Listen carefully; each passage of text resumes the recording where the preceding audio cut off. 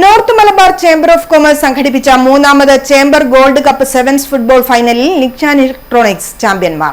തുടർച്ചയായ രണ്ടാം വർഷമാണ് നിക്ഷാൻ ഇലക്ട്രോണിക്സ് വീണ്ടും ചാമ്പ്യന്മാരാകുന്നത്. കലാശ പോരാട്ടത്തിൽ കളിക്കളത്തിലിറങ്ങിയ കോളേജ് ഓഫ് കൊമേഴ്സിനെ ഏകപക്ഷീയമായ 4 ഗോളുകൾക്കാണ് നിക്ഷാൻ തകർത്തുവിട്ടത്.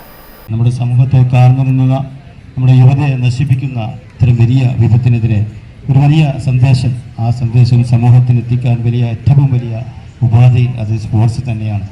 പൗരന്മാരുടെ ചിന്തകളെ അതിൽ കളിക്കളത്തിലേക്ക് തിരിച്ചു കൊണ്ടുവന്നുകൊണ്ട് അവരുടെ ശരീരത്തെയും മനസ്സിനെയും ആരോഗ്യത്തോടെ കൊണ്ടുപോവുക, അതിന് ഒരു നേതൃത്വം വഹിക്കുക എന്നുള്ളത് ആരായാലും അത് അഭിനന്ദനാർഹമാണ്. ഇവിടെ ചേംബർ എല്ലാ കാര്യങ്ങളും നഗര വികസനവുമായി ബന്ധപ്പെട്ടും അതുപോലെ ഏത് മേഖല നോക്കിയാലും വിദ്യാഭ്യാസപരമായ പ്രവർത്തനങ്ങളുമായി ബന്ധപ്പെട്ടുമൊക്കെ വളരെ എല്ലാ കാര്യത്തിനും മുന്നിട്ട് പ്രവർത്തിക്കാറുണ്ട് എന്നതാണ്.